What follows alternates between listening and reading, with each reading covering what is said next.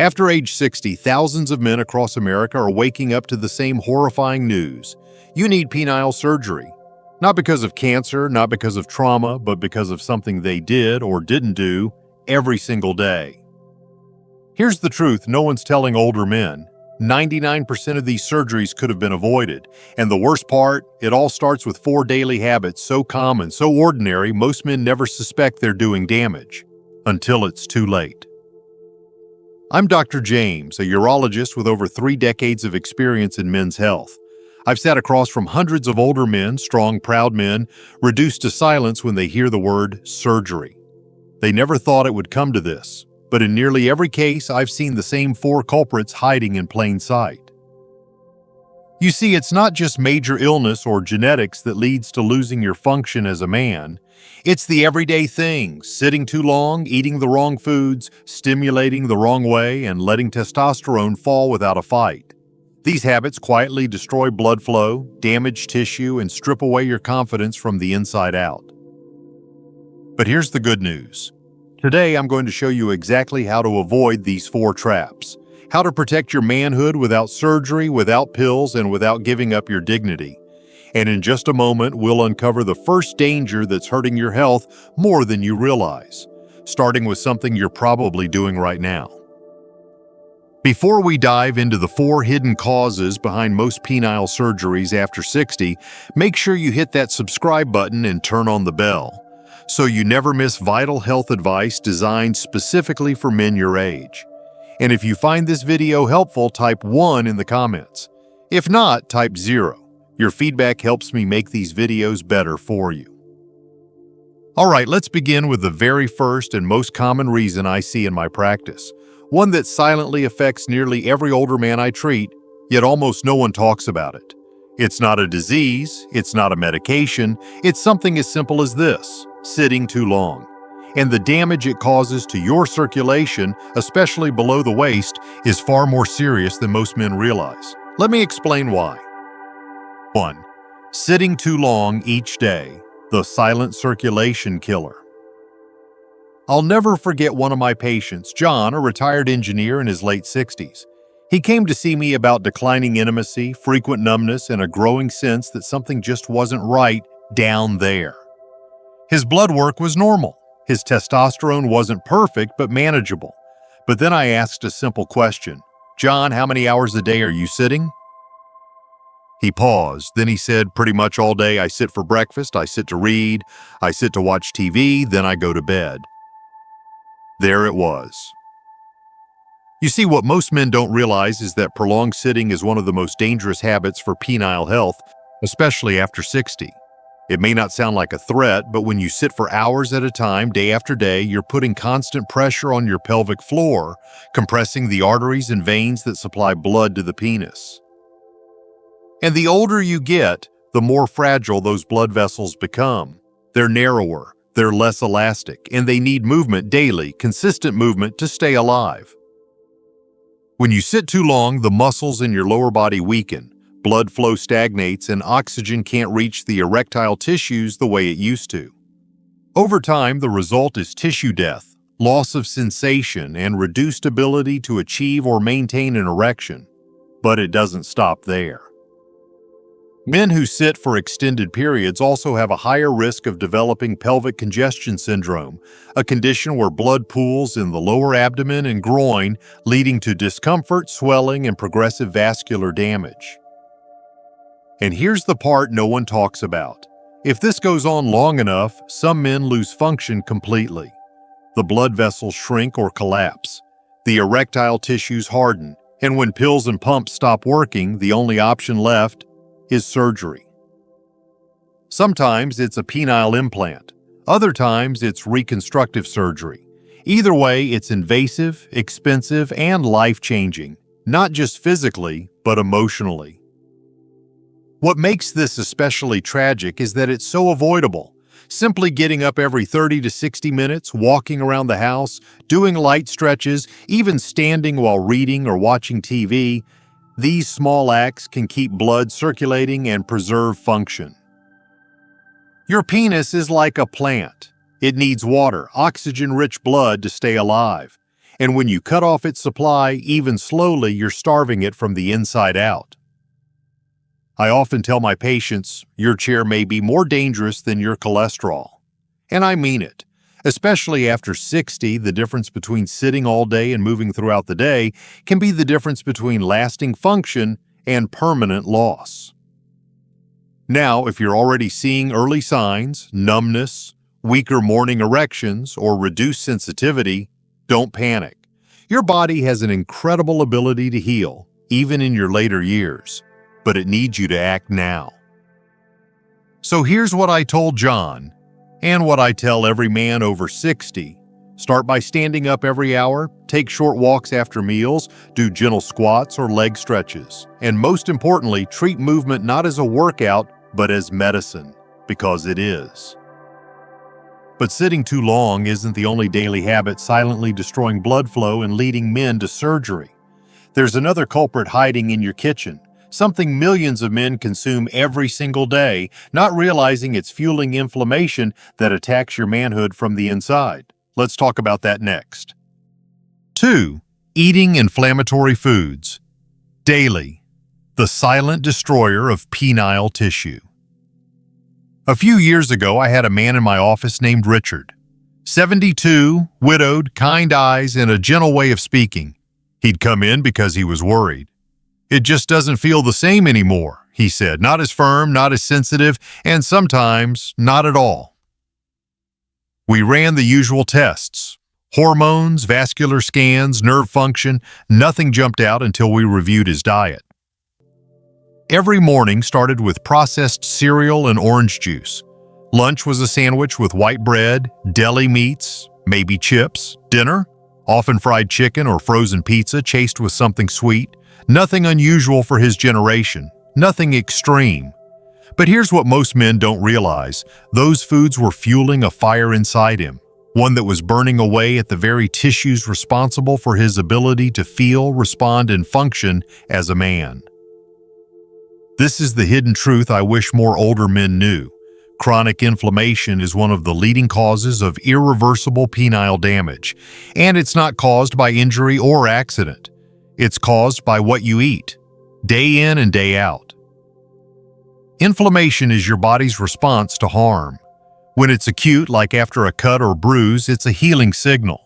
But when it becomes chronic, from a steady intake of high-sugar, high-fat, highly processed foods, it turns into a silent saboteur.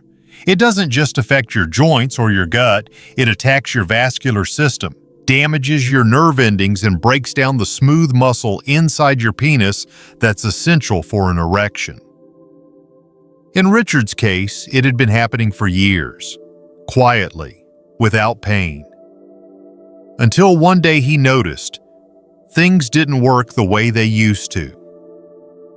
Over time, inflammatory foods reduce nitric oxide production, the molecule responsible for relaxing blood vessels and allowing blood to flow freely into the penis.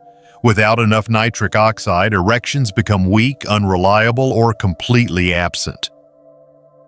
What's worse, inflammation can also trigger the immune system to attack healthy penile tissue. This can cause microscarring, sensitivity loss, and even contribute to Peyronie's disease, a condition where fibrous scar tissue causes painful, curved erections. In advanced cases, surgery becomes the only option to restore function or relieve pain. It's not just sugar that does the damage.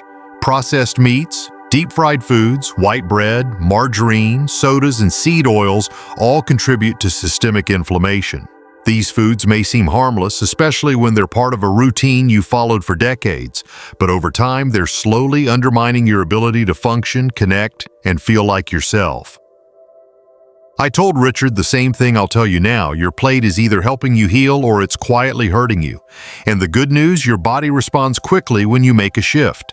Within weeks of replacing those damaging foods with anti-inflammatory ones, like leafy greens, berries, olive oil, turmeric, fatty fish, and green tea, Richard began to notice a difference. Morning firmness returned, sensitivity improved, and for the first time in a long while, hope crept back into his eyes. He didn't need a prescription.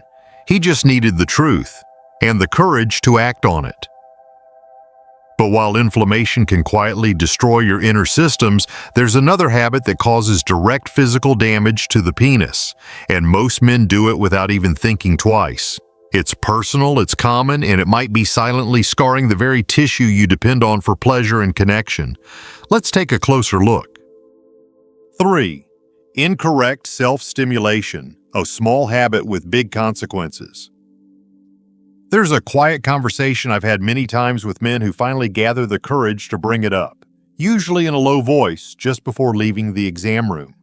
Doc, could the way I've been touching myself be part of the problem?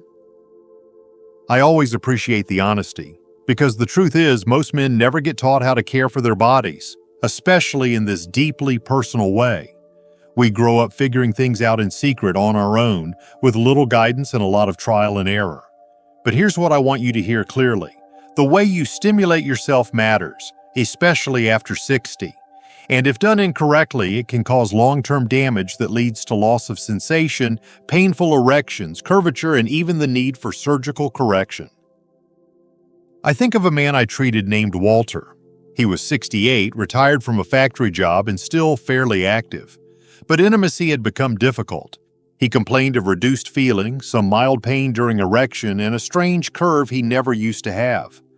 At first, we explored the usual culprits: blood flow, hormones, inflammation, but nothing explained the sudden structural changes until I asked gently about his habits in private.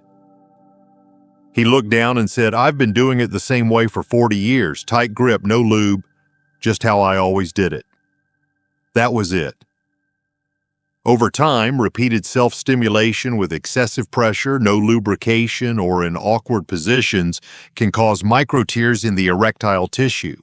These tiny injuries may not bleed or bruise, but they add up. The body tries to heal them, but it doesn't do so perfectly, especially as we age. Instead of smooth muscle, it lays down scar tissue. And that's how Peyronie's disease begins: a bend, a twist, a spot of pain that wasn't there before. What's heartbreaking is that most men don't even know they're hurting themselves. It's not about shame, it's about education. After 60, the skin is thinner, the blood vessels more fragile, and the tissue inside the penis needs gentler handling. What worked at 30 may not be safe or sustainable at 70. Rough handling can also desensitize the nerves over time. The brain becomes conditioned to respond only to that high-intensity pressure, making partner intimacy less satisfying or even impossible. Some men find themselves needing more and more intensity just to feel something, and eventually that cycle leads to frustration, emotional withdrawal, or even medical intervention. The good news is you can stop the damage and start the healing. Using lubrication, being mindful of grip strength, switching techniques, and allowing rest and recovery between sessions can all help the tissue regenerate. I've had patients who, just by adjusting their habits, were able to reduce pain, improve sensitivity, and even reverse mild curvature. This isn't about judgment, it's about awareness. You deserve pleasure that doesn't cost you your health. You deserve confidence without fear of injury. And sometimes the biggest transformations start with the smallest changes. But while improper self-stimulation causes mechanical damage to your tissue, there's another hidden threat that strikes deeper on a hormonal level.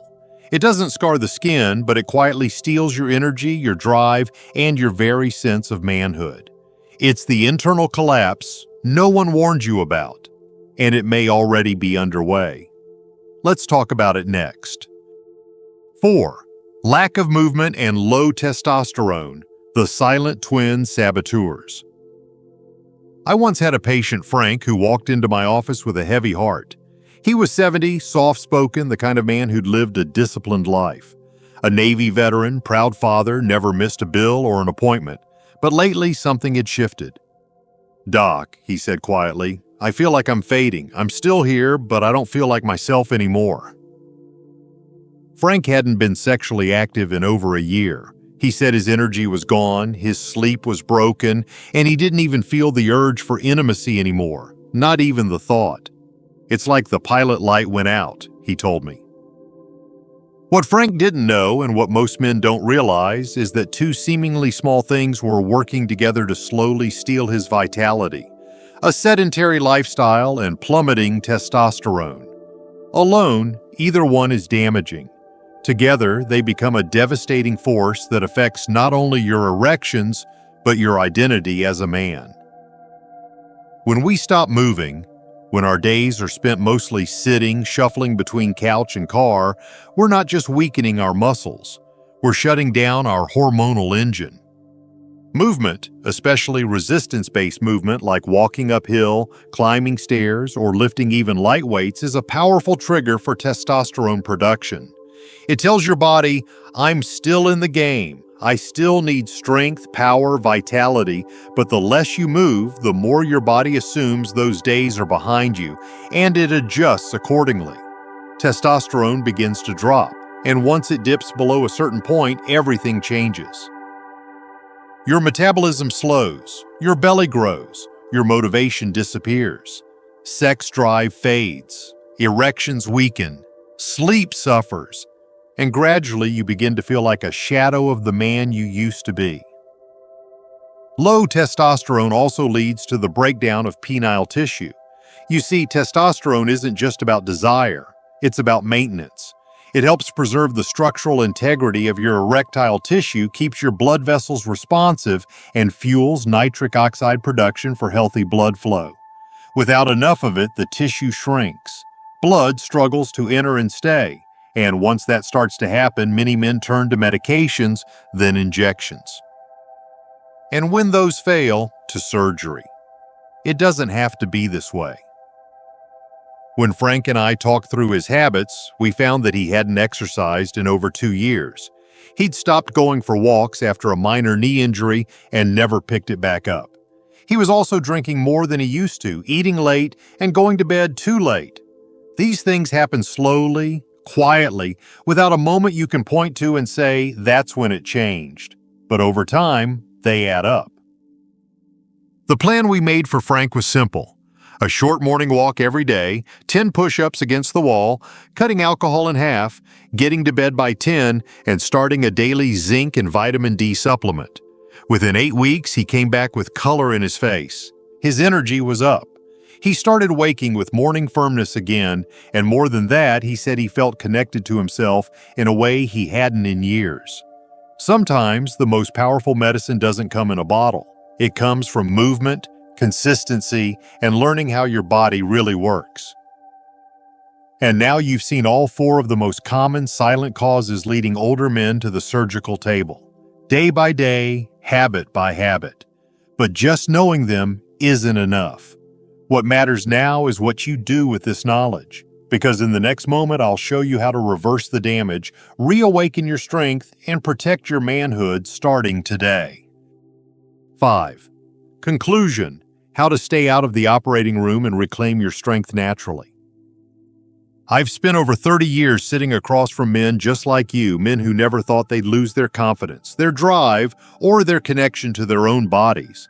Not because of age, but because of small daily habits that no one ever warned them about. Habits like sitting too long, eating foods that cause inflammation, using too much pressure during self-stimulation, or going years without movement while testosterone quietly slips away. These things don't seem dangerous at first, but over time they chip away at your foundation until one day you're handed a surgical recommendation for something that could have been prevented.